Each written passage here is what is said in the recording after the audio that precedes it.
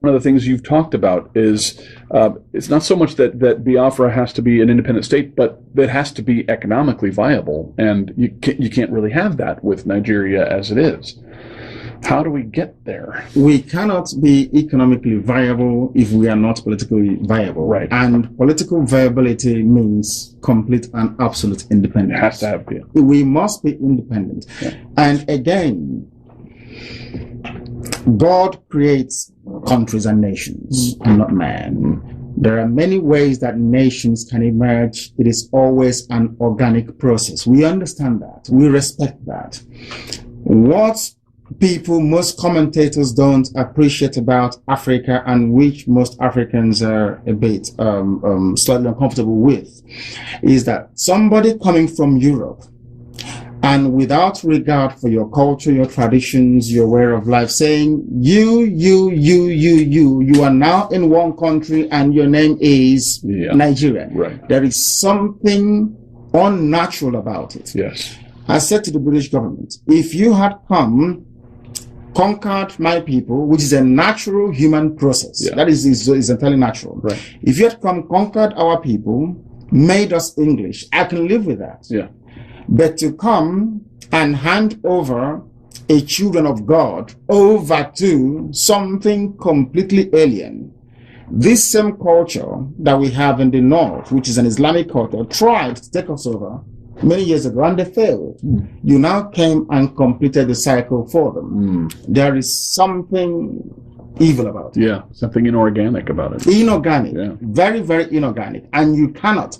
We don't talk about economic development, because before you talk about economy, you talk about things like policies, both macro and micro, the rest of it. You are dealing with people who cannot differentiate between macro and micro. No, absolutely. That's right. a problem. Yeah. Education is key for the world outside Biafra, and that's where this starts. The political has to start in the education. That's correct. When you speak to people in the UK, people in the US, is there an openness to independence for Biafra? No, there isn't. It's what you get is very condescending, wishy-washy. These are black Africans. Really, what do they know? Sort of attitude. We know best than they do, and we try as much as possible to enlighten and educate the American and, by extension, the European audience to the fact that before you had freedom and liberty in any part of the world, in Biafra land we had freedom and liberty. Before you had political asylum in any other part of the world, where I come from, there was political asylum being granted to people. That is the meaning of Biafra anyway. Come and join if you believe in our value system. We had a series of both political, legal, and legislative structures that endured for thousands of years. These were unceremoniously swept away in the name of, I don't know, civilization or advancement. Right. Therefore, the British must be questioned, or the mentality or the psyche of Europeans, and by extension Americans, must be put to the test to explain, to rationalize why the emergence of states in Africa cannot be allowed to adopt the same organic route by which every other civilized nation emerged. Why is that impossible? That's what I ask Americans and Europeans. And their answers are not good. There are no answers. Yeah. They don't have any answers to it. All they say is that, why didn't you just get on with it? I want the same things that you have in America. I want liberty. I want freedom. I want all the rest of it. That is what makes you a human being, or else you're an animal. And being forced to live in cages in Africa, or being forced to live more or less like animals, is not a situation we are prepared to tolerate for very long. No. Death is better. Have there been armed clashes between Biafrans and Boko Haram? Has there been a defense of Biafrans? No, not at all, because we are not allowed to defend ourselves. They can kill us. They can get arms flowing in from Lebanon, from Iran, from Saudi Arabia. There are jihadists coming from all over the place, coming in there. There was a plane load of arms that came in, was detained at the airport from Egypt. the Arab world, that is what drives me insane. The Arab world and the Islamic world are busy supporting Boko Haram in their stated aim of spreading Islam to Christians in Nigeria. The Christian world are not reciprocating. They're not coming to our rescue. I don't know how you can defend yourself against somebody who is armed with RPGs, armed with AK-47s. I don't know if you do that through prayer and fasting. I do not know. Right. But that is the sort of condition we're faced with. In other words, as we speak right now, the process of Islamization is gathering momentum and no one is doing anything. Right. It's medieval. It's you will convert or you will die. They crucified some people. Was it 2 days ago? I think we've got the pictures on Facebook. They actually crucified some people. They actually crucified. Yeah, they did. Yeah. There's something ISIS is doing that they're doing that you either convert or we kill you. And I don't know why the world expects us to deal with that. It's either there is something going on. It's either everyone else is a Muslim. That's how I say sometimes that everyone in the West is a Muslim. That's what I say, because you couldn't possibly keep quiet when such a thing is going on. No. It's terrible. No. Terrible. You're opening my eyes in ways I knew this was going to be eye-opening. I did not realize what is happening. Who is Boko Haram organically? Are they a government creation? Are they... Boko Haram is, you need to understand the geopolitics of Nigeria to then start comprehending the concept or the ideology that drives the insanity that is Boko Haram. In the north, you have the areas you call the Mohammedan Emirates of the North. Mm-hmm. These are people who are predominantly, by ancient culture and tradition, Islamic. They are Hausa, Fulani people. In the west, coming down near Lagos, you have the Yoruba people, and in the east, you have the Biafran people. Now, the Hausa Fulani people, we are told by the British that they have the right to rule in perpetuity Nigeria. The British in 1953 and 57 were involved in a massive fraud to rig the census results. In other words, they skewed the numbers to always favor the Hausa Fulani people that they may remain in power. And the reason for that is that the British is scared that Biafran people, especially the Igbos, are somehow human, that we can think properly. Yeah. And we have the oil. The oil wells the reserves, everything is where we come from. In Biafra. And the British couldn't retain or sustain their colonial presence in Africa because the USA asked them to leave. So what they now did is to take the control of the oil, hand it over to a group of people they think they can manipulate very easily. That's all. That's what has happened. And now they now believe that they have the right to rule. Unfortunately for them, President Goodluck Jonathan, the incumbent, emerged out of circumstances that could be described as somehow mysterious. He came up as the president, and now they don't like it. 3 people funded Boko Haram.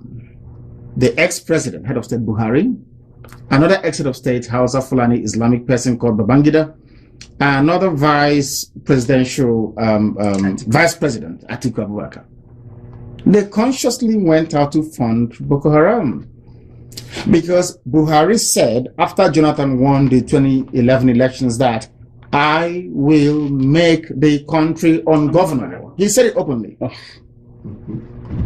And they went ahead to do it by killing poor, defenseless Biafran Christians because they know that Christians around the world will not come to our rescue. Yeah.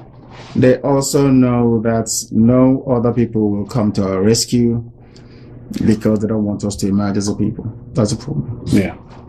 So the British don't want you to emerge as a people. No. Aha. That's a problem. It's a huge problem. Massive.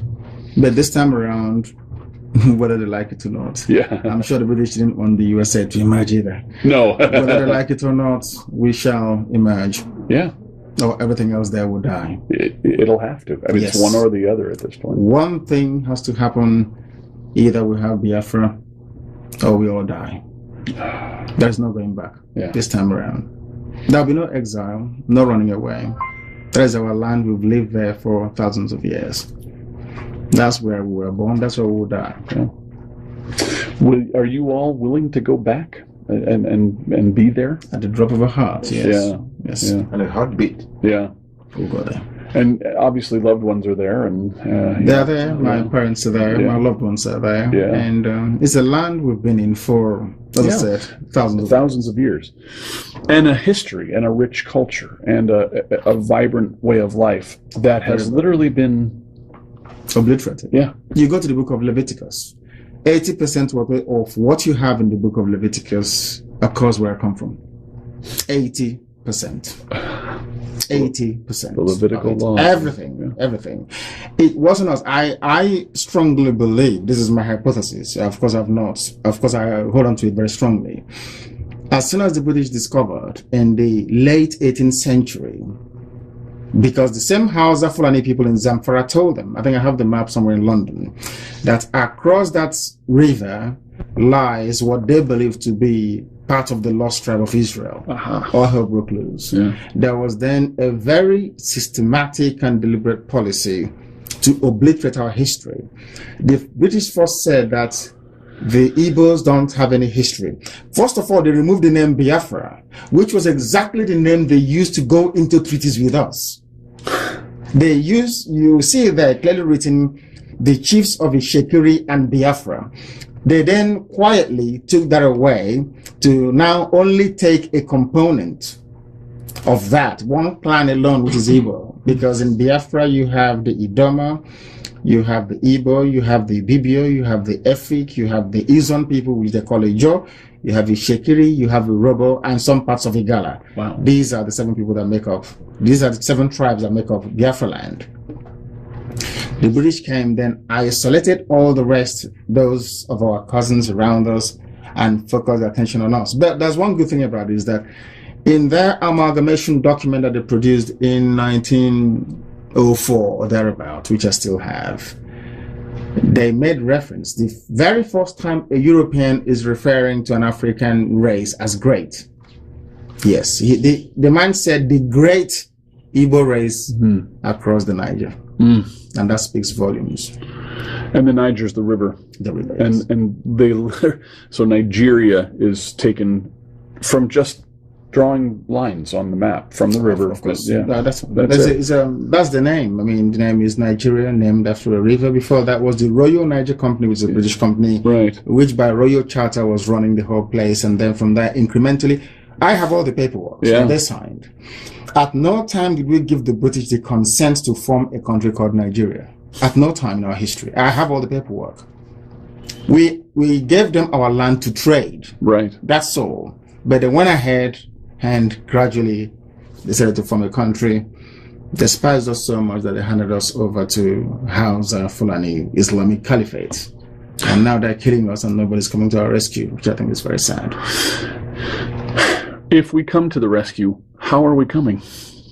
We need support from USA, from United States government, from the Christian community in the USA, and more importantly also from the Jewish community in the USA. They did something, in fairness to them, in 1968, 69, 70. The Jewish Congress in the USA did something. They tried to lobby the US government and Congress to do something about Biafra. From these 3 groups, we expect a lot to come from them to pressure the Obama administration to support what we're doing, to make sure that Biafra comes to exist. Biafra is the only natural ally that USA will ever have in Africa. In Africa, yeah. Natural. We are never going to bomb USA. We can come here to work for you. We're never going to kill you. That's number one. Yeah. We are very, very loyal, hardworking, and friendly people. Go and ask anyone, they will tell you. And I see no reason why a people that believe in the irreducibility of an individual, that believes in liberty, that believes in equality and in freedom, the same creed, the same ideals upon which this very great nation USA was founded upon, Why would you not naturally gravitate towards Yes. those people? I can't understand it. Right. And if you want to stop the menace of Boko Haram, they should support the creation of Biafra. Absolutely. That's all they need to do. We don't want them to do anything. Just come at the UN or make a press statement in the White House by saying that the people of Biafra, their suffering is intolerable. We may have to revisit the issue of them still belonging to one Nigeria. That's what they need to say. That's all. And it would change. It's done. Yeah. It's a game changer. It's finished. Yeah. Wow. We don't need U.S. troops to come. No. We are more than capable. We held out for 3 years. Yeah. Against the combined minds of Britain, USSR, and the entire Arab world. Yeah. For 3 years. So we can deal with them. Trust me, we can. We can. And do they want that? Does Boko Haram want that? Do they want that violent end? They do. And sometimes in life, you need to confront them violently. Yeah. Or else it will continue to fester. Yeah. We must meet them. And that's hard as Christians. Yes. That's hard. Very, very hard, because we don't take life where we come from. No. In other cultures and religion and language, you call another person a human being or a person. Yeah. Where we come from, we say matter, which means the beauty of life. Mm. So you're forbidden from killing anybody. Yeah. You don't kill somebody, because that is the embodiment of God's creation. A person is known as matter. Matter means beauty of life. Mm. So you don't take life. Mm. Mm. So it's very hard for us. Yeah. But you've been pushed. No, we are being killed. Yeah. Killed. Not pushed, killed. Not pushed. We are being killed. Let me ask a couple. Sure. I'll sit down here too.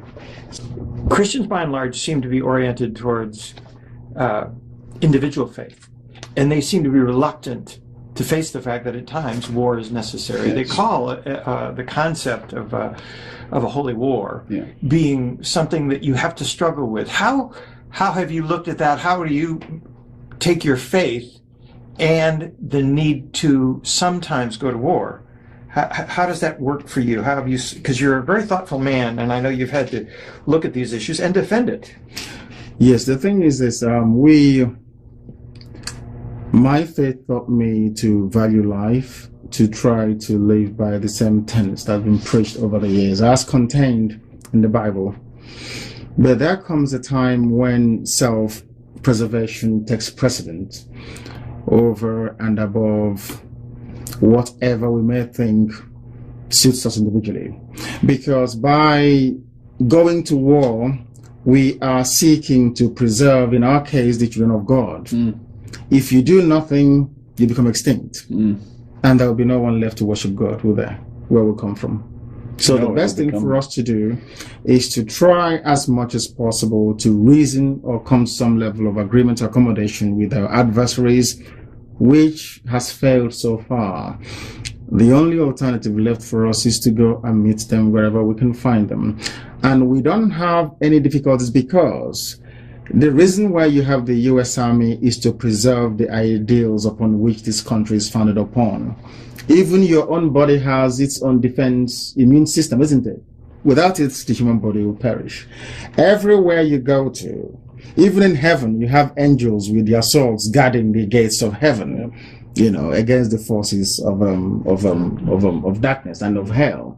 So even if you extrapolate the argument and take it away into the natural world, where nature rather than reason obtains, you will still see the same phenomenon and forces at play, that there is need for you to defend yourself. I have another question, and that is, certainly our founding fathers had to struggle with that very issue. As it related to England, they had a strong faith, different faiths possibly, but they had to come up with a Declaration of Independence.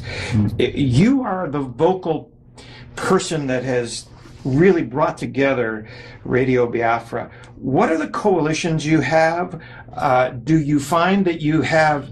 How would you write your Declaration of Independence? What would be included within that? What are the values? Would there be religious freedom for other people who have a different point of view? Yes, there will be religious freedom. We've had it before. By our very nature, by our name, Biafra means come and join. Aha. That's the meaning of it. Yeah. Everybody including the Sultan of Sokoto, can seek asylum in Biafra, will respect him and will allow him to come in. It's in our nature. That's how we are. From childhood, your thoughts. If your mom is beating you up or whatever, or chastises you a lot, you just run to the next person. All you need to do is to hold them very tightly, and your mom or your dad will never touch you. We've always had it. So tolerance is interwoven in our essence, in our being. Freedom, freedom, freedom. In every way you can imagine it. There is a name, there's something we say will come from. Onyenachia means I can never judge you, it's between you and your God. So that tells you. Absolutely. We are the original architects of freedom, and the British will attest to that. Yeah. We never had any theocracy, no dictatorship, no kings, nothing for thousands of years. We are not about to start now. For the first time, I think America, in the face of ISIS going into Syria and Iraq, has opened our eyes to the reality of the desire for a caliphate. We think of that now in terms of the Middle East, but Africa has been facing that for a long time. Talk to us about a little bit about the mission that the Islamic jihadists have within Africa to control all of Africa. And to dovetail on that, it's because this tolerance and this freedom that Americans feel, that you feel, Boko Haram does not feel. And ISIS does not feel. And as near as I can tell, Islam does not feel. I'm not a judge of Islam. I don't know. I will judge them because you don't live with them. No. I do. Yeah. So I can judge them. Okay. The fact of the matter is this. If you go back to the statements made by the man that brought this virulent form of Islam into Nigeria, made Othman Danfodio, from Othman Danfodio to Ahmadu Bello, the son, and right up until this very moment, there's been one common theme running through everything they have said, their ideology, their philosophy, their thinking, their way of life, which is to propagate violent Islam all the way to the ocean. That's something you must know. That work has continued unabated. Biafra is the only piece of unconquered Islamic territory in West Africa, and they are seeking to take it. They vowed to take Biafra. Is on tape, which we will supply you with. So you can see what these people are saying. When you bomb Afghanistan, when USA bombs Afghanistan, they kill us in Nigeria. When there is a cartoon of Prophet Muhammad, they kill us. Every blessed day we are dying. We live with the reality.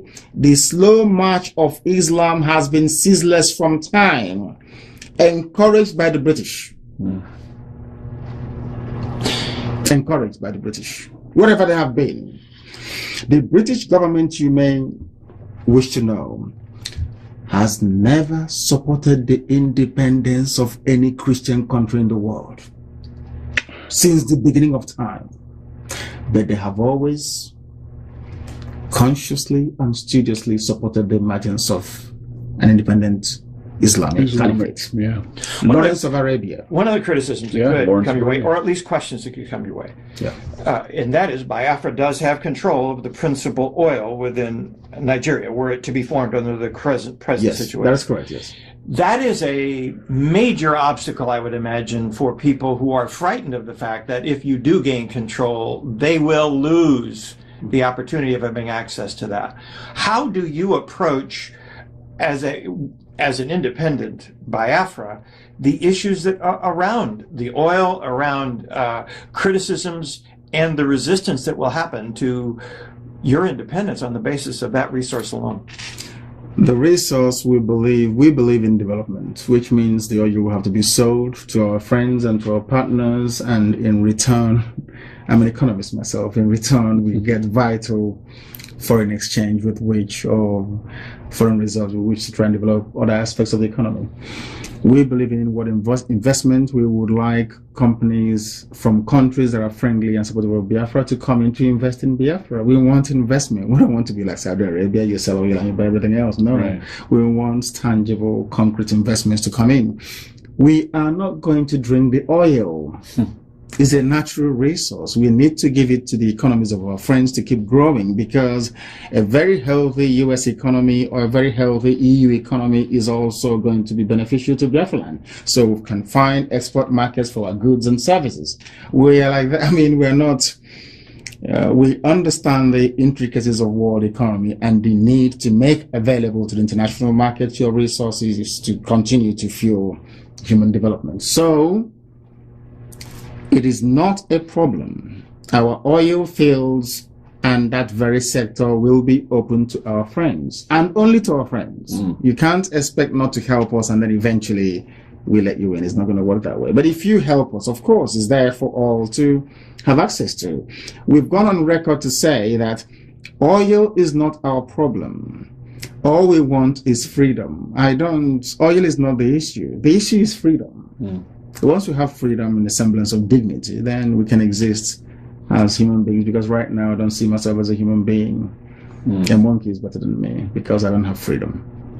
One of the things that it's always impressed me, the more I've come to know about your country's history, is the productivity of your people through the ages. You have been, and now many of them who have left Nigeria are all over the world, being productive, hoping that this would happen. I know when Israel eventually became its own country, there was a homecoming, and probably millions of people going to their homeland again. Is that part of your vision? Tell us a little bit about your vision for the future.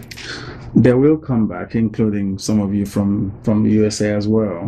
That will be the most natural home for African American people.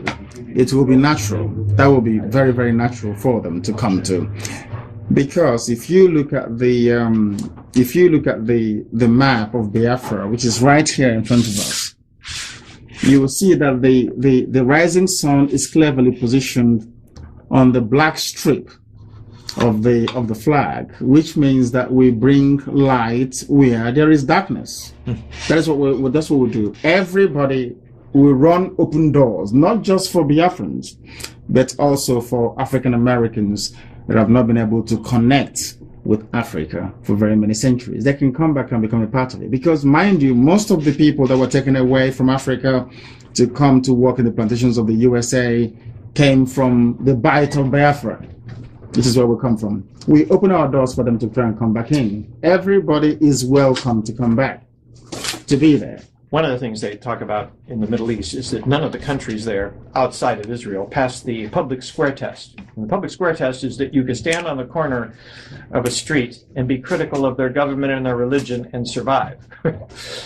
It seems to me this is a stand for freedom and for liberty. Yes.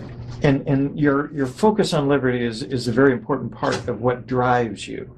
Yes. Talk to us a little bit about your own journey. I mean, you have gone through beatings. I understand you've been in everything. I've been stripped naked and everything for my faith. Because talk to us a little bit about your journey, because it has been a personal one where you continue to be a voice for Biafra. Yes.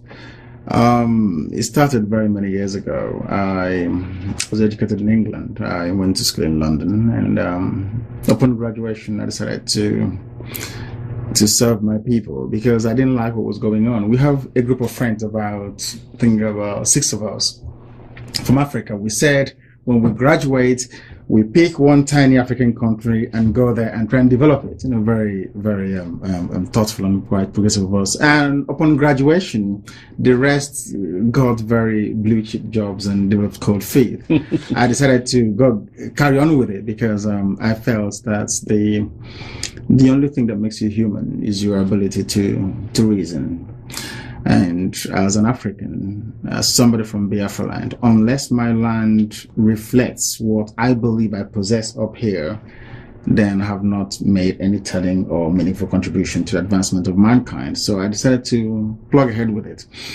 I went home initially to try and see what we can do to start a revolution on the ground, because the existing order is essentially irredeemably corrupt, as you well know. So we started it, and it didn't quite go very well. I came back to the UK, reassembled, and went back again.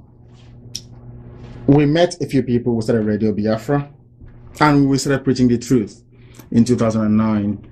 And some people were uncomfortable with it. And when I traveled home for a private family ceremony, I was kidnapped.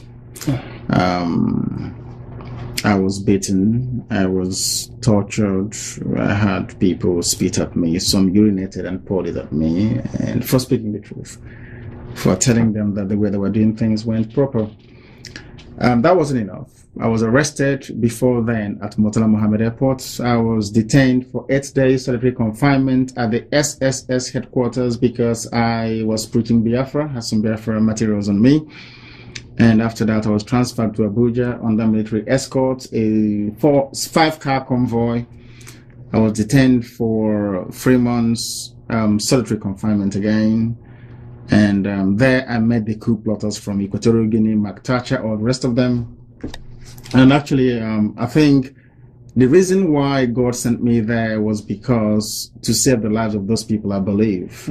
Because had I not gone in there, they would have been killed. But as soon as I came out, I told Amnesty International what was going on, and then they started to sort of fight for them to be released and stuff. So I came, and then I struggled again to start Radio Biafra. People weren't forthcoming. I became homeless in England as a result of it because I was investing so much in broadcasting on shortwave, which is it's very prohibitively expensive. And then we continued, went on to the internet, that our budget could carry us, and then now we're on satellite. So, and it's been relentless, because one thing is, if you're doing the right thing, which I believe we're doing, you continue doing it until at a time when the world will then come to the realization that what you're saying is true, because the suffering has continued, the killings, the death, the deprivation, the deportation. I'm not sure you know that you deport people. Do you know you can deport somebody from a part of Nigeria to another? How do you do that? By forcibly removing them from the street, locking them up somewhere, putting them in a vehicle, and then transporting them to wherever you want them to go to. Americans have seen, quote, the Arab Spring actually create more chaos in Africa and the Middle East. It is unchained even worse conditions, as Israel said. Now you're talking almost like a Christian spring. What's different about your approach? How do you move from talking about it on Radio Biafra to actually having it happen? You mentioned, a couple of statements by the government of the United States would help in the UN, those kinds of things. But tell me, how does that move? What's it different? How's it different? That's what people are waiting for. Because people keep asking us all the time, what is the US government stance on what we're agitating for or talking about? What is the UN saying? That's what they want to hear. Right. What does America think? And the UN. So for us, that is the trigger, that is the catalyst that will solve a lot of problems. And the world must be able to rise up and be very mature about it, to say to themselves that in Africa, actually, we do have human beings who can reason properly and not try to be as condescending as they've been all this while, or to... For years. I mean, there seems to be this very funny thing that self-awareness or criticism works in the West, but you, as a black person from Africa, you're not allowed to criticize yourself or something. I don't believe in that. I believe in being self-critical. If I've done something wrong, I believe in appraising myself. How we're going to do it is very simple. The American public is also very critical in this. If the American public can give us their support, that will then spur us on to go back to our people and to say the government may not be listening, but the people that own America are listening, and we can work with them. That will then give them the impetus to go ahead and rightfully possess what belongs to them. Because one thing we're not going to have, which is what we're making it very clear to the world, is this. The status quo can't continue. I'm afraid it's going to continue. It can't.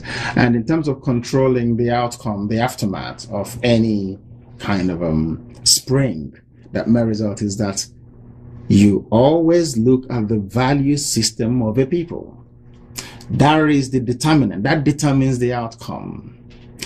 Those of them that believe in unwavering Sharia Islam, you always know that you cannot have a democracy, liberty, or freedom under Islamic rule.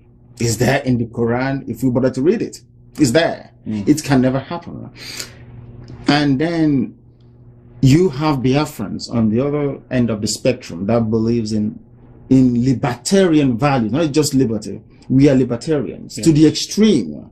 When you grow up where we come from, you migrate a few miles away from your father's house so that your parents would even have to disturb you. You go there and grow your own family all by yourself. We come from a country where if you're born a male child, automatically, by right of nature, one day you will become a landlord. You will have a piece of land upon which to build. Irreducible. It never changes. Therefore, in our bones, not just in the blood, we have the DNA of freedom implanted in it. All these things changed, and we're trying to go back to it. So we can never, the excesses of what happens when you have a new African country won't apply in our case, because frankly we're not like them. Right. Can never be. Yeah. We are different.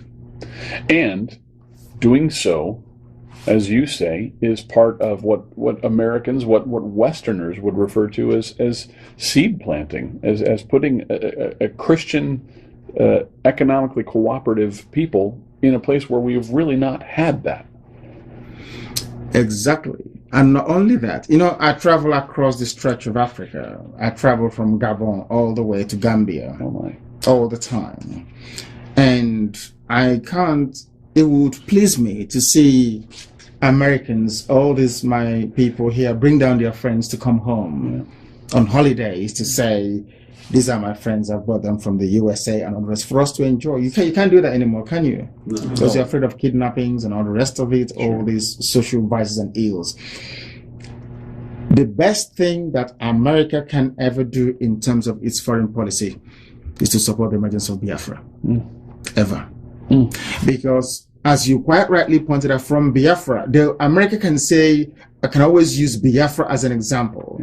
The same way that Israel is used as an example in the Middle East. Isn't it very funny that Israel is the only democracy in the Middle East where you can vote, you can actually stand on the street corner and criticize anybody you like. Including the Israelis. And nothing happens to you. Yeah. Nothing. I said to people that criticism can only make you get better. It won't kill you. No. It won't kill you. It does nothing to you. Somebody saying, oh, you're stupid, you're this. Tell me what you're doing with our money, our taxes. It's for you to stand there and explain. That is why we run Radio Biafra the way we do. So that when we graduate from here into proper governance, by the grace of God, you can be able to stand up and defend your record before the people. That is how America became the strongest country in the world. Not by doing things in the secret. No. I said this to some, I used to say to them all the time, never be afraid of openness. After all, the greatest country in the world does all their inquiries in the open. Is it the Iraq gate? Is it the Watergate issue? Everything is in the open. Did it weaken the presidency? The answer is no, it made them stronger. If you had one more thing to say to the people either on video or in reports, or what would you want to say to Americans here who do value freedom and will want to hear what you have to say? To those Americans here that value freedom and believe in it, it is also their duty to protect freedom wherever they can, to protect people defending the ideals upon which the USA is founded upon. Very, very critical. It is no use saying I'm an American, things works here for me, because in a not too distant future won't work anymore. You can't travel to London because ISIS will be there. I can show you. Now, it is the duty of America. I mean, the world is at a crossroads right now. As I said earlier during my opening statement, the battle between good and evil, light versus darkness. So it is either you stand in the faith with what you know to be correct than for you to be cowed by, I cannot put it, by what you perceive to be the overwhelming preponderance of the forces of darkness. And because of that, you cower into a corner because they're going to come after you. The disease in your body, if you leave it, it keeps festering. You must confront it. London was a revelation to me for that very reason. More Islamic people than I had ever experienced in one place, including all over Austria, Hungary, where I was, and there were some there, but London was at, and there was a protest the day that we were there, and we were walking by Westminster Abbey, and the protest was gigantic, and it was Gazans protesting against Israel, and they were being protected by the UK police, and as is their right to free speech. But one of the signs read "Britain accomplice to murder," and it didn't dawn on me until what you've just said how ironically true that statement is. But it is true. What they have supported will come to bite them. That's what I tell them all the time, that the British made a monumental mistake by supporting the death of 3.5 million of my people. The worst mistake ever made. They will come after them and they will kill them. You mark my words, somewhere the British Isles will be overrun by Islam. Yeah. Because they are there already. Do you know that they don't pay for their parking tickets? Yes. Do you know that? I knew. I The number one name in the UK for a child is Muhammad. That's correct. Is that right? Yeah. Yes. Go and have a look at it. It is there. So the UK government and her people supported the emergence of Bosnia-Herzegovina Yes. from a predominantly Christian Orthodox area, yes. Serbia and before that Yugoslavia. They supported the emergence of Albania, also Muslim. And what's the other one again? There's Albania. There's Kosovo as well. And the US did too. Exactly. Yeah.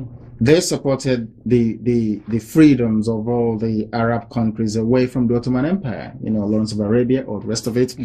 The British occupied Palestine and refused the right of passage. I read Leon Uris's book, Exodus. I don't know if you've ever read it before. I read it. How they refused Exodus to dock. I think it was in Haifa also, by the British garrison there, saying no to them, that they can't come in. But you can quite easily go to the same Bible that you read all the time and see who owns the land. They can see it very clearly. Because there is something about humanity, I would say, that baffles me. You have before you all the available facts and evidence, and you consciously choose to ignore it. There's something wrong with that person. And that's what the British did. So it doesn't really surprise me at all. And I've said to them before that you have something against the children of God. Said to the British people. Of course they did. In Israel, they didn't want to go away. The British officers were within the Jordanian. In fact, the entire officer class of the Jordanian army that fought the Israel in the War of Independence, where people didn't know this, was staffed by British officers. Really? Yes, go and have a look. Go and have a look. The Jordanian army, go and have a look. They still lost. Anyway, now, the fact remains that we must be bold enough. America is the last bastion of hope. That is why sometimes Obama's administration, I wonder. I don't know what's going on. I do too. We must stand up and for some time do away with political. I can't stand political correctness. Do away with it for some minute and face the hard reality. If somebody has a problem that requires invasive surgery, you cut them open to get at the problem and then resolve it. Right. There is no need applying ointment or trying to be very nice to them when people are festering and dying on the inside. That is what he has to do. He needs to be decisive. The support for Israel is critical. It is critical. There is no way you can use human shield or launch attacks against a sovereign nation from the comfort of a, children's classroom and don't expect some measure of reprisal. When the Japanese attacked America, America responded. When Hitler attacked Britain, Churchill responded. You never allowed tyranny or terror to prevail. Why must other people be allowed to live under that? It's not possible. If you don't help us, we all sink in this one big, gigantic cauldron of deceit and lies. And darkness. And darkness, of course. Very important. Thank you. Thank you very much. Thank you. What an eye-opening experience.